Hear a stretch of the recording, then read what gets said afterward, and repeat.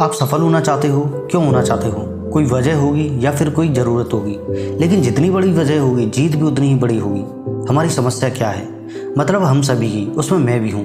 यही कि किसी काम को तो शुरू कर देते हैं मगर कुछ दिनों बाद इसको छोड़ देते हैं और मोटिवेशन ख़त्म हो जाता है। आखिर ऐसा होता क्यों है? कभी आपने सोचा है? सोचा तो होगा पर आपको जवाब नहीं मिला होगा, क्योंकि हमारे पास उस काम को करने की कोई बड़ी वजह नहीं होती।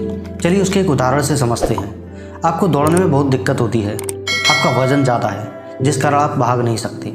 कोई कहे आपसे कि 500 मीटर भाग कर दिखाओ, आप तुरंत मना कर दोगे क्योंकि कोई बड़ी वजह है ही नहीं।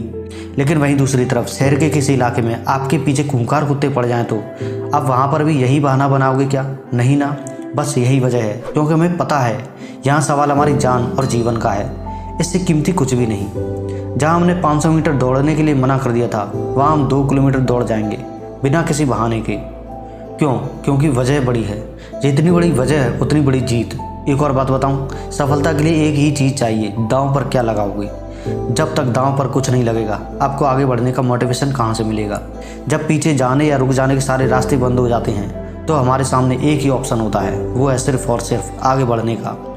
अगर हम रुके तो कुछ भी हो सकता है। दशरथ मांझी का नाम तो आपने सुना ही होगा। इन पर बॉलीवुड ने फिल्म भी बनाई है, आपने नहीं देखी तो ज़रूर देखिए। 22 साल लगा दिए साहब, लेकिन एक छेनी और हथौड़े से अकेले ही 360 फुट लंबा, 30 फुट चौड़ा और 25 फुट ऊंचे पहाड़ को तोड़ डाला, चीर डाला, फाड़ डाला। क्यों? क्योंकि दुनिया पागलों ने बदली है। और उनके पास एक बहुत बड़ी वजह थी। जब उनकी पत्नी पहाड़ के दूसरे छोर पर खाना देने जा रही थी तो वो पहाड़ से पैर फिसलने के कारण गिर गई और मांझी को छोड़कर चली गई। उस समय आने जाने का कोई साधन नहीं था। तभी मांझी ने ठान लिया कि मुझे यहाँ रास्ता निकालना है, और 22 साल लगे इस पहाड़ को तोड़कर रास्ता बनाने में। लेकिन इतने साल पहाड़ से जूझते हुए उन्होंने हार नहीं मानी और सफल हुए। क्यों? क्योंकि उनकी इच्छा शक्ति बहुत मजबूत थी। मजबूत इच्छा शक्ति के साथ सफल हुआ जा सकता है। उनको राष्ट्रीय सम्मान के साथ नवाजा गया। हमें काफ़ी कुछ सीखने को मिलता है उनकी इस जीवनी से। अगर आप भी सफल होना चाहते हो या आगे बढ़ना चाहते हो तो लक्ष्य के साथ साथ वजह बड़ी रखना, वही हमें आगे बढ़ने का हौसला देगी।